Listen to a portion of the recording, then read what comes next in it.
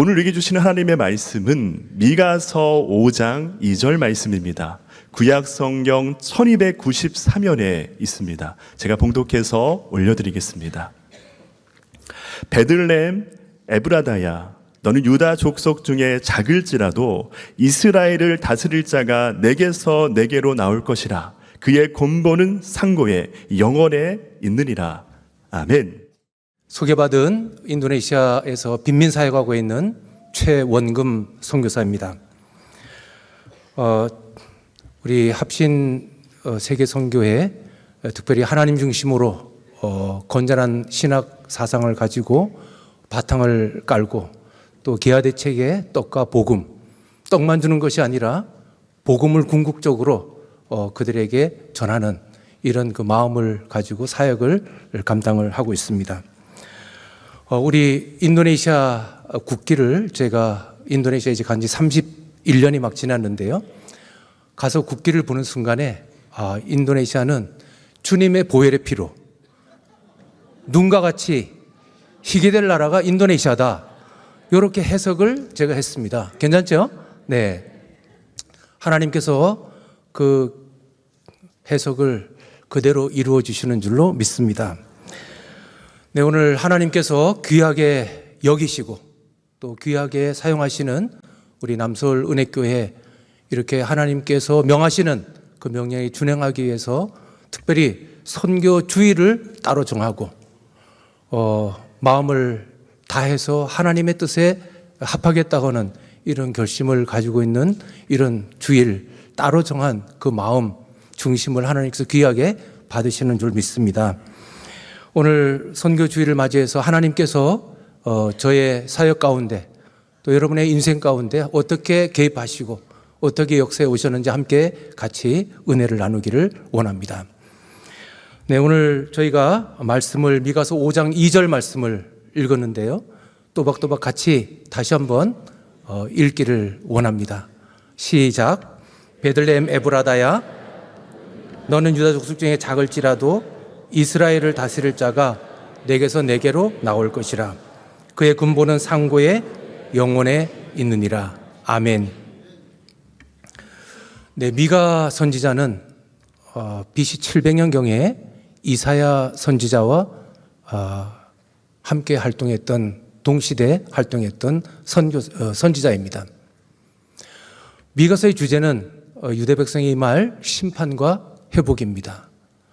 우리 예수님께서 이 땅에 오시기 700년 전에 베들레헴 땅에서 예수님이 날 것에 대해서 언급한 말씀이 오늘 미가서에 나오는데 하나님께서 미가 선지자를 통해서 그 말씀을 주셨습니다.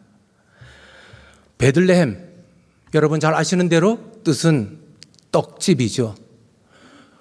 요한복음에 나는 생명의 떡이라고 예수님 말씀하시는데 바로 떡집에서 예수님께서 나신 것이에요.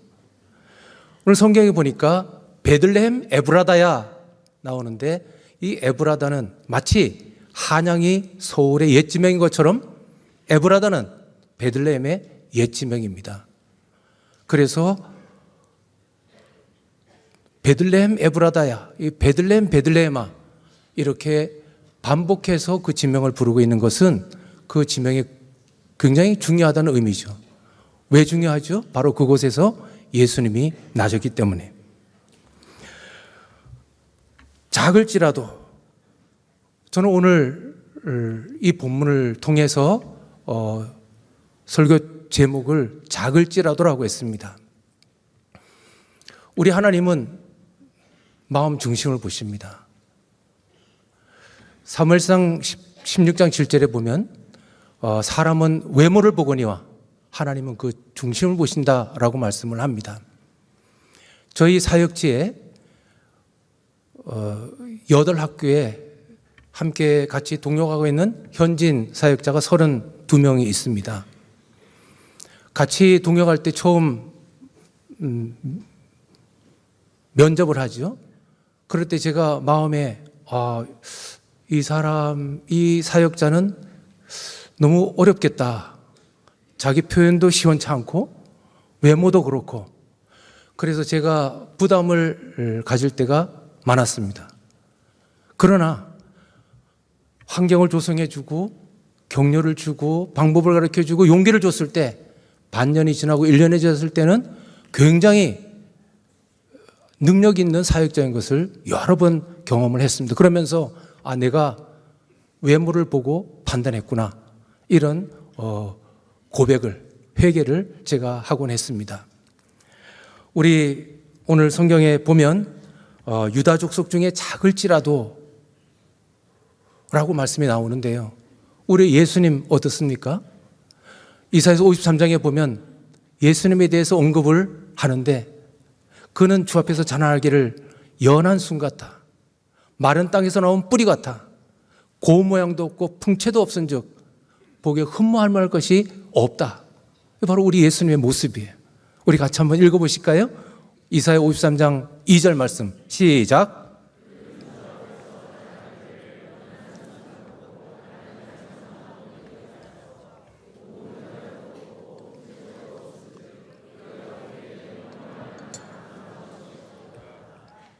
네, 뿐만 아니라 그는 멸시를 받아 사람들에게 버림받았고 강고를 많이 겪었고 질고를 아는 자예요. 그는 실로 우리의 질고를 지고 슬픔을 당했는데, 오히려 사람들은 생각하기를 그는 징벌을 받아서 하나님께 맞으며 고난을 당한다, 이렇게 사람들은 여긴 거예요. 그러나 그가 찔림은 우리의 허물 때문이고, 그가 상함은 우리의 죄악 때문이고, 그가 징계를 받음으로 우리의 평화를 누리고, 그가 채찍에 맞음으로 우리가 나음을 입은 거예요.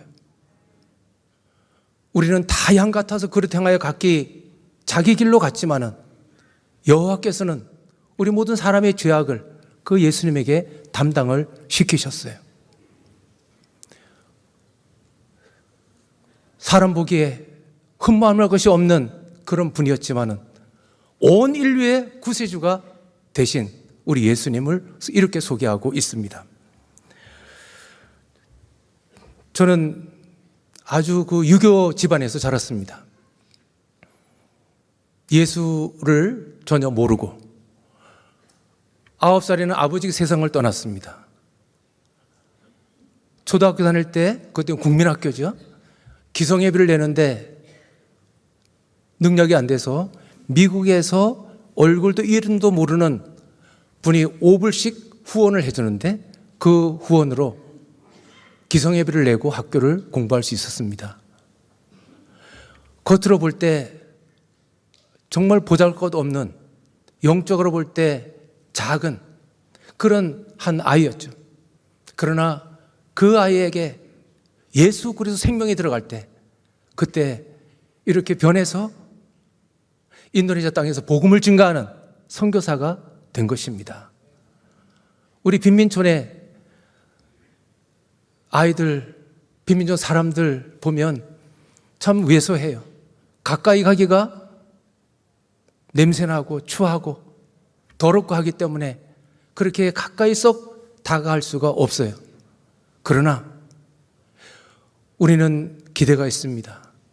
그들 속에 생명 예수 그리스도가 자리 잡기만 한다면 그들은 깨끗하게 인생이 변해서 그 빈민촌을 변화시키는 주역이 될 뿐만 아니라 인도네시아에 영향을 주고 세계에 복음을 증가하는 주역들이 될 것을 기대하고 기대합니다.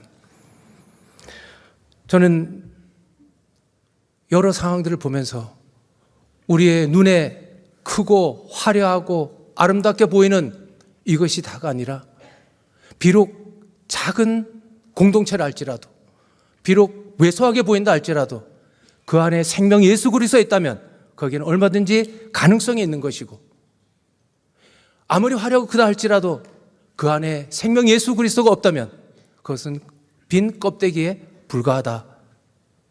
그렇게 늘 고백합니다. 오늘 베들레헴 땅에 예수 그리스도가 나신, 그래서 그분이 온 인류의 구세주가 된 이것을 오늘 말씀 가운데서 하고 있는데, 오늘 다시 말씀을 계속 이어보면 베들레헴 에브라다야, 너는 유다 족속 중에 작을지라도 이스라엘을 다스릴 자가 내게서 내게로 나올 것이라. 당시의 유대 백성들은 어떤 왕을 원했는가? 저 아수르와 바벨론을 물리칠 힘있고 정치적인 능력 있는 왕을 원했던 거예요. 그러나 하나님은 예수님을 부를 때 내게로 나올 것이라. 나를 위하여 올 것이라. 하나님을 위하여 올 것이라.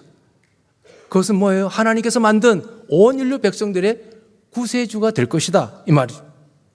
그의 근본은 상고의 영혼에 있느니라. 그의 근본은 아주 태초에 원초적으로 우리와는 다른 원래부터 계신 그분이 바로 우리의 구세주인 예수 그리스도다라고 하는 말씀을 우리에게 주고 있습니다. 역사의 주인은 예수 그리스도이신 줄로 믿습니다. AD와 BC의 분기점, 바로 예수 그리스도시죠. 신약과 구약, 오실 예수 그리스도의 언급, 오신 예수 그리스도의 언급, 구약과 신약의 주제죠. 오늘 우리의 주인이신 예수 그리스도, 그분을 이 시간 높이기를 원합니다. 창세기 1장의 26절, 27절, 28절에 보면 하나님께서 자기 형상을 따라 자기 모양대로 사람을 만들었다.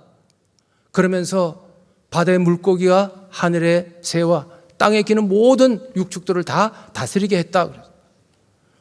그러면서 하나님께서 남자와 여자를 만드셨다 그러고 그들에게 복을 주시며 생육과 번성하여 땅이 충만하고 그 하나님께서 만드신 그 모든 것들을 다스리라.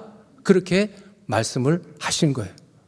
우리 창세기 1장 28절 같이 한번 읽습니다. 시작.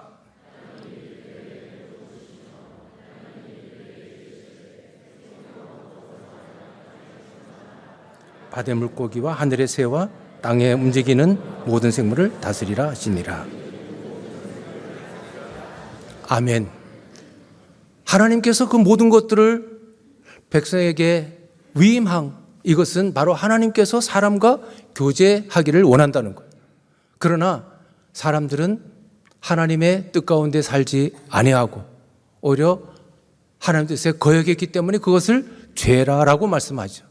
그래서 로마서 3장 23절에 모든 사람이 죄를 범하였음에 하나님의 영광에 이르지 못했다. 로마서 6장 23절에는 죄의 삭은 뭐라고요? 사망이라고 했습니다. 사망은 결국, 영적 사망은 하나님과 관계가 더 이상 없다는 거죠. 하나님은 사람을 자기 형상 자기 모양대로 만들었는데 하나님과 더 이상 관계가 없으니 얼마나 안타까운 일이에요. 그래서 다시 관계를 연결하기 위해서 보내신 분이 바로 우리가 믿고 있는 예수 그리스도시죠. 오늘 여러분은 매주마다 이 강단의 주옥 같은 말씀을 들으시는데 오늘 저는 여러분과 함께 같이 그동안 배웠던 말씀을 유치원생처럼 반복하고 한번 대답하고 질문하고 이렇게 해보면 좋겠습니다. 우리는 예수 그리스도를 믿고 있습니다. 어떤 복을 누리고 있는가? 예수 그리스도를 믿는 사람은 어떤 복이 있는가? 여러 가지 있겠죠. 몇 가지만. 첫째, 요한복음 1장 12절 영접하는 자 곧 그 이름을 믿는 자들에게는 뭐가 됐어요? 하나님의 자녀가 되는 복을 줍니다. 아무나 하나님 자녀가 되는 거 아니죠. 둘째로 어떤 복이 있어요? 요한복음 3장 16절 하나님이 세상을 이처럼 사랑하사 독생자를 주셨으니 이는 저를 믿는 자마다 멸망하지 않습니다. 그 다음에 영생을 얻습니다. 아멘. 그 다음 마가복음 16장에 보면 믿고 세례를 받는 사람은 뭘 얻어요? 구원을 얻습니다. 또한 믿는 자에게 이런 표적이 있다라고 얘기를 하면서 예수 이름으로 귀신을 쫓아내고 세방언을 말하고 뱀을 지으며 무슨 독을 마실지라도 해를 받지 아니하며 병든 자에게 손을 얻는 즉 낫는 역사가 있다고 말씀을 하십니다. 우리는 삶 가운데 때로는 눌리기도 하고 정죄의식에 빠지기도 하고 자유를 누리지 못할 때도 있죠. 그러나 로마서 8장에서는 우리에게 대자유를 선언하고 있습니다. 그러므로 이제 그리스도 예수 안에 있는 자에게는 결코 정죄함이 없나니 이는 그리스도 예수 안에 있는 생명의 성령의 법이 죄와 사망의 법에서 너를 뭐했다? 해방했다고 말씀을 합니다. 고린도서 5장 17절에는 이제 그리스도 예수 안에 있는 자에게는 누구든지 그리스도 안에 있으면 새로운 피조물이라고 말씀합니다. 새로운 피조물이 된 사람들이 바로 우리들입니다. 이런 여러 가지 예수 믿고 이 엄청난 복을 우리가 누리고 있는 거예요. 그렇다면 이런 예수 믿고 복을 누리는 하나님의 사람은 어떻게 살아야 되는 것인가? 성경에 여러 가지로 말씀하고 있지만 저는 오늘 3가지만 말씀을 드리려고 합니다. 첫째는 어떻게 살아야 되냐? 구별되게 살으라는 거예요. 다르게 살으라는 거예요. 이 시대를 쫓지 말라는 거예요. 로마서 12장 1절 2절 그러므로 내 형제들아 하나님의 모든 자비하심으로 너희를 권하노니 너희 몸을 하나님이 기뻐하시는 거룩한 산 제물로 드려라. 이는 너희들을 영적 예배라. 너희는 이 세대를 본받지 말고 오직 마음을 새롭게 함으로 변화를 받아 하나님의 선하시고 기뻐하시고 온전한 뜻이 무엇인지 분별하도록 하라 라는 말씀을 주십니다. 우리 이 시간 이 주일 예배 가운데 나는 이 시대를 본받지 아니하고 하나님의 뜻 가운데 살아야겠다는 각오로 우리 로마서 12장 1절 2절 같이 한번 읽겠습니다. 시작.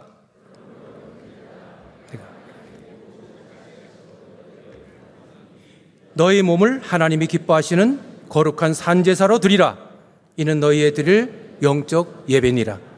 너희는 이 세대를 본받지 말고 오직 마음을 새롭게 함으로 변화를 받아 하나님의 선하심 기뻐하시고 온전한 뜻이 무엇인지 분별하도록 하라. 아멘.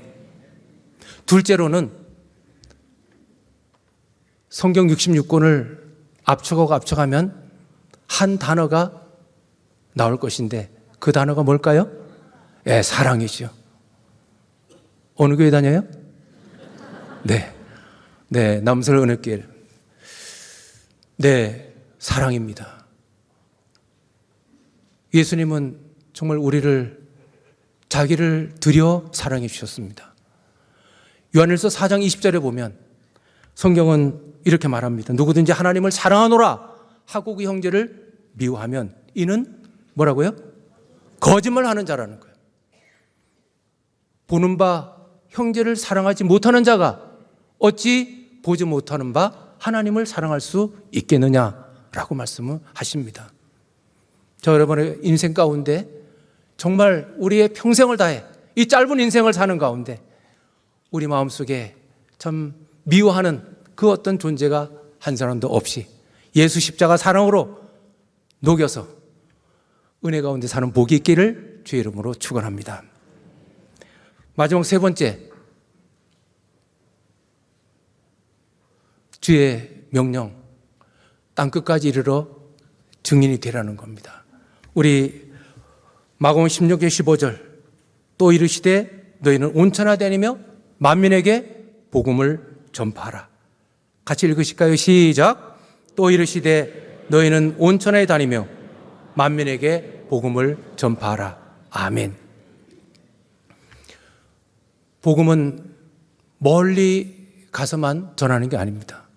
멀리 가서 전하는 또 선교사도 있고 또 여러분은 보내는 기도하고 헌신하고 해서 보내는 선교사고 또 이 지역 가운데 지방 가운데 우리는 얼마든지 이 생명 예수 그리스도를 전해야 될 증인들입니다. 가까이 멀리 복음 증거에 힘쓰라고 하는 주의 명령인데 오늘 저는 선교사에게 여러분들을 인도네시아로 잠시 모시고 가려고 합니다. 선교사역은 여러 영역이 있습니다. 저는 특별히 어려운 사람들을 섬기면서 그냥 그들에게 구제해주고 도와주는 게 아니라 그것을 인해서 어떻게 영적 결과물들을 얻고 있는지 그것을 함께 나누기를 원합니다. 우리 사역 한번 그림 보실까요? 인도네시아 여러분 너무 잘 아시죠? 네. 한국의 면적은 한국 땅의 10배 정도 되고 인구는 세계 4번째고 네, 미국의 동서가 굉장히 긴데요. 5,000km. 그러나 우리 인도네시아 동서는 5,150km. 굉장히 큰 나라입니다. 보시는 대로 눈에 딱 보이면 뭐가 많아요? 섬이 세계에서 제일 많습니다. 17,300개. 또 뭐가 많아요? 이슬람교를 믿는 사람을 한 단어로 모슬렘이라 그러죠. 모슬렘 숫자가 제일 많습니다. 네, 이런 인도네시아 땅에 사역을 하고 있습니다. 네, 자카르타를 확대해서 보겠습니다. 자, 세계는 도시 집중화 현상으로 온 세계는 다 도시로 사람들이 모입니다. 때문에 도시가 번화하지만 또 그곳에 굉장히 힘들고 어려운 그늘진 곳에 있는 많은 사람들이 있습니다. 빈부격차가 너무 크기 때문이죠. 제가 자카르타 북쪽에 위치해서 사역을 하고 있는데 우리 해피센터가 있고 8개 빈민촌을 섬기고 있습니다. 그 빈민촌마다 빈민학교가 있고요. 넘어가겠습니다. 저희의 사역은 한 축은 오늘의 배고픔을 달래는 급식 사역입니다.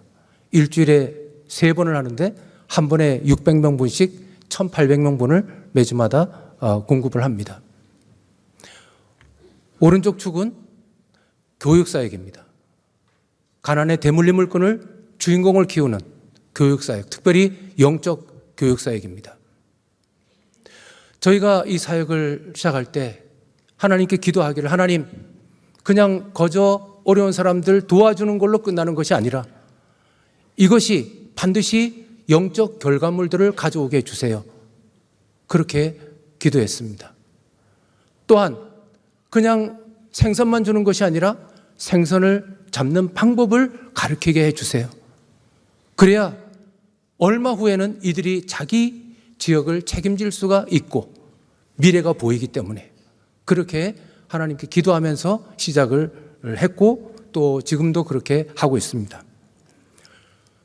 네, 이제 제가 사역을 시작하면서 말씀을 증거하고 이들이 어디에 사는가 가봤더니 저렇게 기차 역사에 사는 거예요. 폐쇄된 기차 역사에 10년 동안 폐쇄했는데 기차가 안 들어오니까 철로에 널판지를 패면 그것이 바로 안방이고 보루박스에 옷을 넣으면 그것이 바로 내 옷장인 거예요. 또 다음 보면 쓰레기장에 사람들이 있는데 정말 이 사람들이 있으면 먹고 없으면 먹는 거예요. 뭐 12시가 되면 점심시간이 아니라 하루에 한 끼도 좋고 두 끼도 좋고 있으면 먹고 없으면 못 먹고 하는 이런 사람들을 보면서 이들에게 급식사역을 시작하게 됐습니다. 네, 급식사역의 총대장은 제 아내 이현주 선교사입니다. 네, 저렇게 자원봉사들이 오면 오리엔테이션도 하고, 네, 또 야채도 다듬고, 닭도 다듬고, 또 네, 이렇게 밥도 푸고요. 우리 김학규 총장님 합신 신대원 성당으로 같이 저희 사역지를 방문해서 같이 봉사하고 있는 모습이에요. 네, 그 다음 또 닭 양념도 하고, 닭 튀김도 하고, 이제 도시락도 저렇게 쌉니다. 네. 그 다음 이제 빈민촌에 가서 아이들 같이 만나고요. 그 다음에 이제 배식을 합니다. 네, 이제 저게 이제 급식사역의 한 샘플이고요. 그 다음 화면을 보시면 밥을 가지고 갔는데 그 시간이 점심시간인데 아이들이 학교에 있을 시간인데 저렇게 아이들이 있는 거예요. 제가 너무 궁금했죠.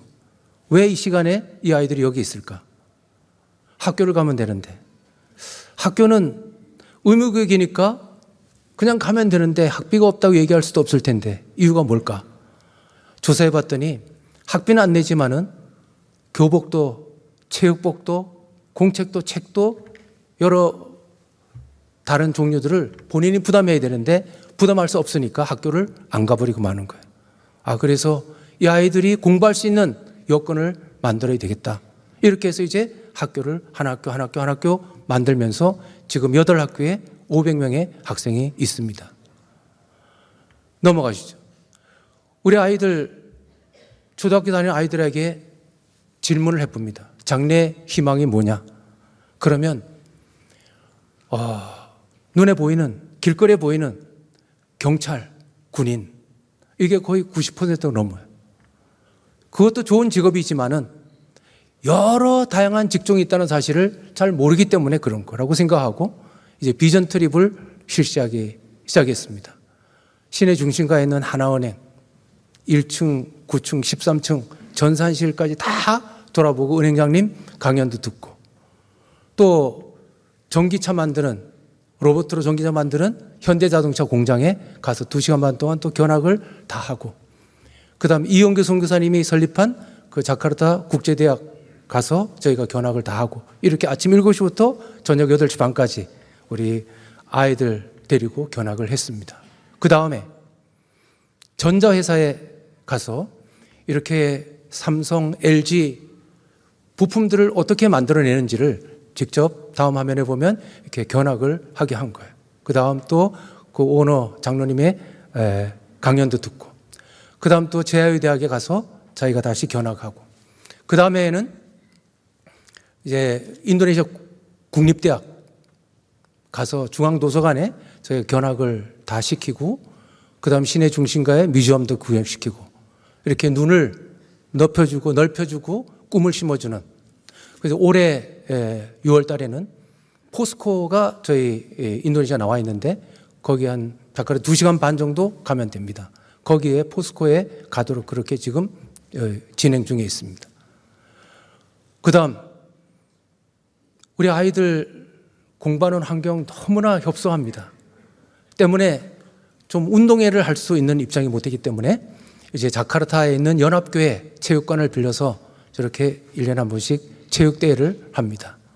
그 다음 아이들이 자카르타에 살면서도 자카르타에 있는 주요한 곳곳을 가보지를 못했어요. 그래서 독립기념터도 가고 또 동물원도 이렇게 견학을 가고, 이렇게 눈을 넓혀주는 사역들을 합니다. 그 다음 우리 빈민촌에 현지인 의사 선생님들이 와서 한 달에 2번씩 의료사역을 합니다. 의료사역 1층에서 하고 2층에 예배드리고 있는데, 제가 1층에 잠깐 스톱시키고 의사 선생님 올라오라 그랬습니다. 그리고 아이들에게 간증을 좀 해달라고, 왜 의사가 됐는지, 어떻게 의사가 됐는지, 의사가 된 이후에 남을 위한 삶을 어떻게 살고 있는지 우리 아이들에게 얘기를 좀 해주세요, 부탁하고 있는 장면입니다.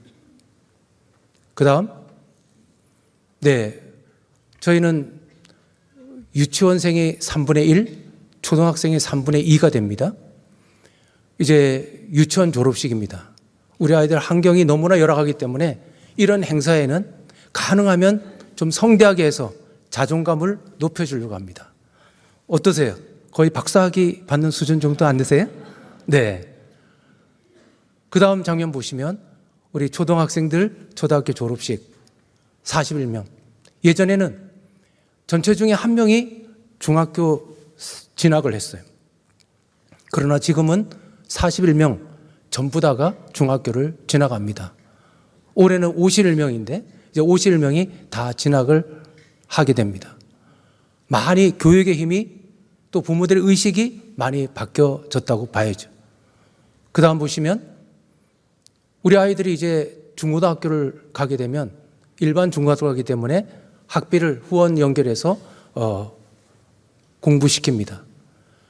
월말이 되면 알아서 학비를 턱턱 내주면 인간은 죄성이 있는지라 두세 달 지나면 내가 학비를 내고 다니고 있는지 안 있는지도 모를 거예요.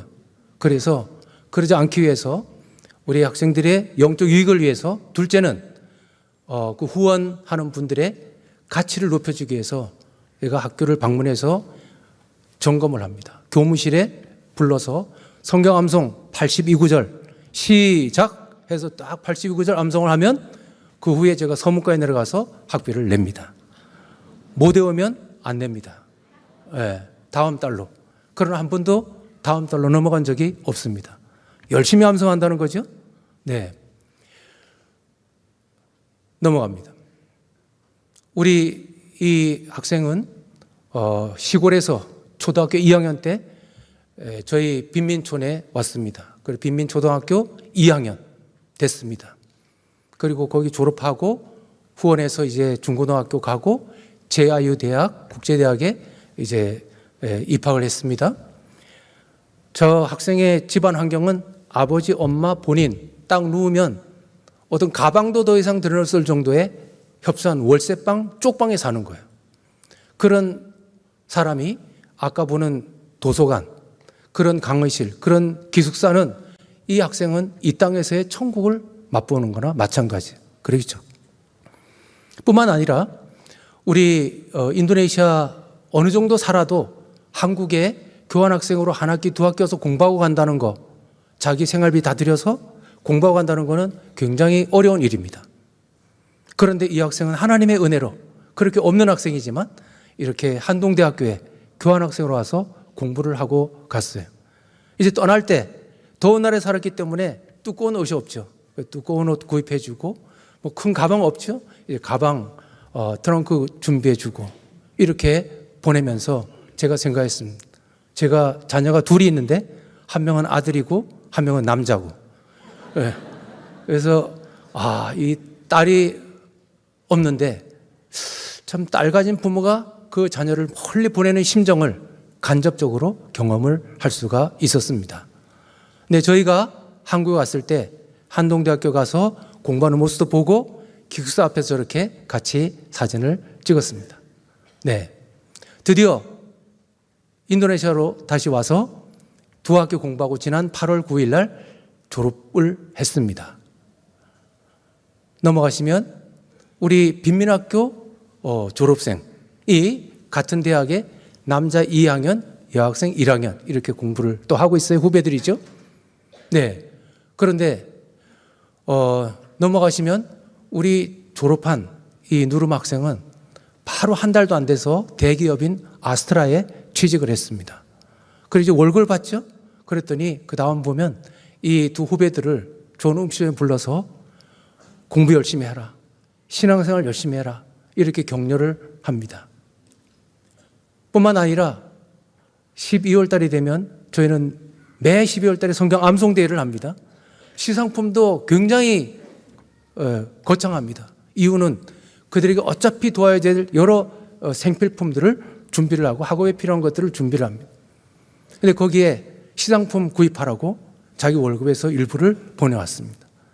또 얼마 전에는 이제 후배들 장학금 낼 테니까 그렇게 선정해 주세요라고 왔습니다. 참 제가 그 시상품 구입하라고 보낸 그날 밤은 잠을 잘 수가 없었어요. 만약 그 사람이 10,000원을 냈다 그러면 저는 그거의 100배를 받은 그런 느낌으로 받은 거예요. 자, 저는 우리 학생들에게 500명 학생들이 지금도 늘 사도행전 20장 35절 주는 것이 받는 것보다 복되다. 그래서 여러분 지금은 받고 있지만 장차 여러분 잘 돼서 잘 사는 것 그것이 아니라 여러분들이 공부 열심히 하고 믿음 생활 열심히 해서 잘 되면 반드시 인컴이 있을 때 다른 사람들을 책임지고 돕는 사람이 되는 것이다. 이것을 계속 주시시고 있는데 바로 그 산 증인이 우리 누르마가 된 것입니다. 이 학생이 그렇게 나가니까 후배들이 다 본을 보고 나도 장차 저 선배처럼 살아야지 이런 한 샘플이 되고 있습니다. 네, 또 다음 보실까요? 우리 어머니 교실. 우리 어머니들은 학부형들은 초등학교도 안 나온 분들이 거의예요. 그러니까 저런 세미나를 여는 것 자체가 너무 흥분되는 거예요. 그런데 제가 강의 내용은 우리 6.25 사변 이후에 대한민국 최빈국이었다. 인도네시아가 한국을 도와줬다. 그런데 지금은 어떤 나라가 되느냐 얘기를 하면서 6.25 사변 이후에 너무 어려운 그 시절에도 쓸 거 안 쓰고 먹을 거 안 먹고 허리띠를 졸라매고 자녀 교육에 힘썼고 주의 몸된 교회를 든든히 세우기 위해서 그렇게 힘쓰고 애썼던 이런 좀 기도하고 예배하고 섬겼던 이런 결실들이 오늘 대한민국이 됐다라는 강연할 때 너무 공감을 많이 하는 부모들을 봅니다. 아마 저런 의식이 바뀌어서 이제 자녀들이 초등학교 졸업하고 전부 다 중학교 지나가는데 한몫하는 것 같습니다. 넘어가요. 저희가 각 가정의 경제 수준을 높여주기 위해서 이동식 판매 수레를 창업 자금과 함께 같이 우리 학생들 가정에 공급을 해오고 있습니다. 역시 종교에 상관없이 성경 암송을 해야 수혜자 후보자가 됩니다. 네, 나이가 많은 분도 마찬가지입니다. 그 중에 한 분은 너무나 암송을 잘하는 거예요. 여러 전달식에 사람들 많이 모인 데서 암송을 그동안 중에 제일 잘해요. 그런데 그 다음번 감사 인사를 하는데 이 쓴 것을 잘 읽지를 못해요. 그래서 안 보고 암송을 저렇게 잘하는데 어떻게 읽지를 못하는가 알고 봤더니 그분의 딸이 초등학교 2학년인데 엄마에게 암송을 해드려서 엄마가 그걸 듣고 훈련해서 암송을 한 거예요. 너무너무 모인 사람들이 놀랍고 감동을 받았습니다. 제 이름은 원금입니다. 최원금. 그죠? 순금, 오리지널 골드. 근데 그 어머니의 이름은 그냥 발음 나는 그대로, 그 글자 그대로. IJAH. 그러면 이자예요. 그죠? 예. 원금, 이자. 원리합계. 그래서 내 이름이 괜찮은 이름이구나. 이분이 이자고 저는 원금이고. 그래서 참 그 이자 아주머니가 너무너무 저의 이름에 명목을 이렇게 세워준 또 장본이기도 합니다. 참 감동입니다. 종교에 상관없이 성경 암송 안 하면 모든 길은 로마로 통하는 것처럼 성경 암송을 해야 모든 혜택의 통로가 됩니다.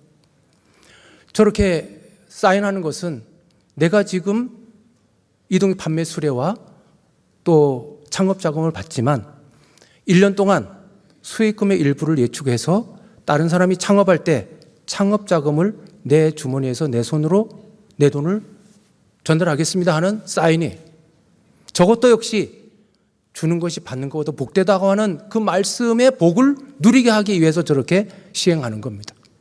다음 보면 1년이 지났어요. 1호, 2호가 전달식에 22호, 23호에게 직접 와서 자기 돈을 창업 자금을 전달을 했습니다. 감격스러웠습니다. 그 이후에도 계속 그렇게 됐고요. 다음. 네, 이제 여기도 교학교 선생님들 계시겠지만은 저희 8학교에 보면 선생님들이 다 나눠져 있는데 참 얼마나 열정이 있냐, 얼마나 기도를 많이 하냐, 얼마나 관심이 있냐, 얼마나 준비하냐에 따라서 너무나 학교 영적, 학적 농도가 다 다른 거예요. 그래서 우리 선생님들을 좀 업그레이드 시키는데 힘쓰자. 그것이 바로 우리 비미션 아이들이 그대로 영향을 가니까 이런 이제 마음으로 선생님들을 위해서 애쓰고 있습니다. 특별히 저희는 중고등학교가 아니었기 때문에 선생님들을 일반 물리의 전공, 화학 전공 아니라도 아이들에게 영적으로 잘 지도할 신학대학교를 졸업한 분들이 전부 다 선생님입니다. 그래서 아이들 영적으로, 그 가정을 영적으로 터치해 주라고. 그래서 선생님들을 제자화시키고 또 선생님들 업그레이드 시키고 하는 일에 힘쓰고 있는데 저렇게 야외에도 가고 위로에도 가고 또 다음번에 가면 또 세미나도 저렇게 하고요. 그 다음 또 견학도 가고요. 그 다음 또 이렇게 공동체 훈련도 하고 여러 가지를 합니다. 우리 심폐기능 선생님 훈련도 시켜서 빈민촌에 위급 상황 때 대처하게 하고, 네. 또 우리 카이스생들이 매년마다 1월 달에 옵니다. 이제 지난 1월 달에 6번째 왔습니다. 낮에는 봉사하고 오후에는 우리 빈민학교 선생님들 영어 수업을 시킵니다. 영어로 업그레이드 시키고 또 2년 전에 한국 방문을 했습니다. 이제 올해 2년이 지나서 올해 5월 달에는 12명이 13일간 한국 견학을 또 하게 됩니다. 네, 인천공항요.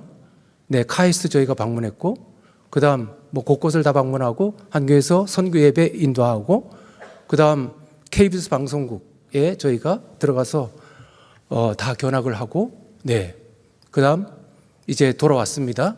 우리 해피센터 1층에 모든 선생님 다 와서 식사 같이 점심하고 2층에 올라가서 저희가 보고회를 했습니다. 한국 가서 뭘 보고 어떻게 느꼈는지, 그 다음 어떤 결심을 했는지, 못 간 선생님 위해서 했습니다.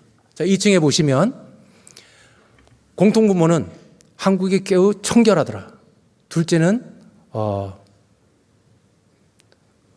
교통법규를 잘 지키더라. 세 번째는 학교들을 방문하니까 아주 집중력 있게 향양열에 불타오르더라. 네 번째는 교회를 방문하니 본인들보다 연배가 높은 어른들이 너무 잘 섬기더라. 섬기는 리더십을 배웠다. 그래서 지금까지는 본인들이 교사를 하고 아이들에게 권위적으로 대했는데 이제는 낮은 마음으로 아이들을 섬기겠습니다. 이런 이제 고백을 했습니다. 네. 네, 마지막으로 저희가 늘 마음에 각오를 하고 또 가장 중요하게 생각하는 것 중에 하나는 이들에게 말씀을 심어주는 거예요. 다른 여러 가지 행사들 하고 잊어먹고 하져먹고 하지만 하나님의 말씀은 영영이 가기 때문에 그 말씀으로 말미암아 인생이 바뀌고 그 지역이 바뀌고 인도네시아 바뀔 것을 기대하면서 말씀 암송에 힘쓰고 있습니다. 코로나 전에도 저희가 늘 암송을 많이 강조하고 시행해 왔지만은 행동 방향이 좁아지는 이 코로나 시대에는 아예 전교생에게 성경 암송 구조를 뽑아서 주고 매년 12월 달에 성경 암송 대회를 실시를 했습니다. 지난 12월에 5회 성경 암송을 대회를 했는데 저렇게 아이들 첼로, 바이올린도 구경을 못했기 때문에 다 저런 분들을 불러서 이렇게 연주도 하고 문화행사도 같이 경험하고 있는 모습이에요. 네, 이제 우리 아이들이 성경 암송 대회 때 500명 다는 저렇게 모일 수 없잖아요. 저거는 이제 예선전 끝나고 결승전이에요. 네. 최종 파이널 결승전에 모여서 암송대회 하는 건데 이제 개회배 때 한번 10초만 단체 암송하는 거 한번 보겠습니다.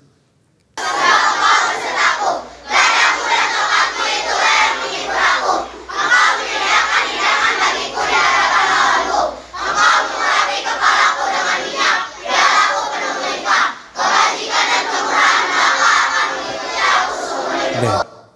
앞에 파란색은 우리 초등학교 애들이고 흰색 입은 애들은 중고등학생들, 대학생들. 초등학교까지 있지만 그걸로 졸업시켜 끝나는 것이 아니라 계속해서 영적 관리를 위해서 연결고리를 갖고 있습니다. 네, 우리 다음에는 우리 보면 이제 예배 끝나고는 부서별로 초등학교 1, 2학년, 3, 4학년, 5, 6학년, 중등부, 고등부, 대학부, 교사 남자부, 교사 여자부, 가족 성경 암송대회 이렇게 암송대회를 실시합니다. 이제 5회지만은 가족 성경 암송대회는 3회가 된 거예요. 아이들에게만이 아니라 빈민촌 전체 마을에 말씀 운동을 일으키자 이런 마음으로 가족 성경 암송대회를 실시해서 아침에 일어나면 가족이 암송하고 흩어졌다가 저녁에 자기 전에 같이 가족이 암송하고 아까 저기 보면 유치원생도 있고 또 아버지 초등학교도 안 나온 사람 그러나 유치원생도 어른 나이 많고 초등학교를 안 나와도 암송을 너무나 잘하는 모습을 봐요. 우리 교사부 첫 해에는 남자 여자부 같이 했습니다. 50% 선생님이 있기 때문에 그랬더니 남자 선생님들이 다 능통에 잘 외워요. 그래서 1, 2, 3, 4등이 누굴까? 남자들 중에 누굴까? 했는데 끝나고 나니까 1, 2, 3 전부 다 여자 선생님이었어요. 그래서 제가 뭐 이론가들이 그러죠. 남자의 하루에 쓰는 단어 수는 뭐 18,000단어, 여자는 25,000단어 뭐 그러죠. 근데 논리적으로 또 이 언어 기술적으로 남자가 여자를 따라갈 수가 없다 하는 것을 실제적으로 볼 수가 있었습니다. 그래서 그 다음에부터는 여자부, 남자부 이렇게 나누어서 여기도 1, 2, 3등 있고 여기도 1, 2, 3등 있고 그렇게 했습니다. 여자 선생님부 3등 10초만 보겠는데 이유는 왜 3등짜리냐? 1, 2등짜리 하면 여러분이 놀래가지고 예배당을 나가기 어려울 것 같아서 3등짜리 한번 보겠습니다. 네.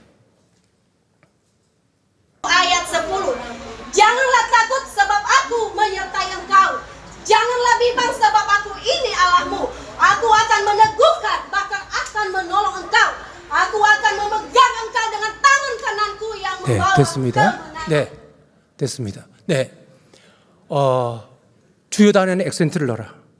그 말씀을 다 묵상해서 그 말씀을 녹여내서 설교하듯이 해라. 그러니까 모든 구절들을 다 설교하듯이 저렇게 하는 거예요. 참 은혜가 되고요. 그래서 우리 성경 암송대회를 하는데 저는 저 일이 우리 빈민촌의 영혼들에게 큰 유익을 가져온다고 보고 또 그렇게 오는 것에 대해서 너무 감사하고 있어요. 그런데 한 가지는 제가 저를 하면서 인도네시아 현지 교회에도 좀 저런 파급을 시키면 좋겠다. 인도네시아 신학대학교에도 가서 파급을 시키면 좋겠다. 인도네시아에 있는 한인교회에도 좀 가서 파급시키면 좋겠다. 이렇게 기도를 같이 했는데 지난 11월 달 추수감사주일에는 저희가 초청을 받아서 한 교회 가서 암송하고 또 12월 성탄절 25일 날 또 다른 한 교회 가서 하고 1월 신년 예배 또 가서 일부 예배 암송하고 설교하고 이렇게 계속하고 또 신학대에 가서 또 암송하고 이것이 점점 더 진행되는 걸 보면서 하나님께 기도 작은 것 심었을 때 그것이 이루어지는 것을 감사합니다. 그렇게 고백했습니다. 성경에 이렇게 말씀합니다. 우리가 거듭난 것은 썩어질 씨로 된 것이 아니요 썩지 아니할 씨로 된 것이니 살아있고 항상 있는 말씀으로 되었느니라. 모든 육체는 풀과 같고 모든 영광은 풀의 꽃과 같으니 풀은 마르고 꽃은 떨어지되 주의 말씀은 세세토록 있도다. 이 말씀, 세세토록 있는 이 말씀, 이 복음의 말씀, 이것이 바로 우리의 인생을 바꿔놓은 말씀인데 이 말씀이 우리 빈민촌에 계속해서 퍼짐으로 말미암아 나아가서 인도네시아에 계속해서 퍼짐으로 말미암아 하나님의 생명의 복음이 이 구제사역을 통해서 영혼 추수에 큰 기여를 하는 이런 일들이 있기를 간절히 소망하고 있습니다. 작은 자, 우리 빈민촌의 작은 자, 왜소하게 보이는 빈민촌이지만 그 안에 예수 생명, 하나님의 말씀이 들어간다면 놀라운 하나님의 나라로 바뀌어질 줄로 믿습니다.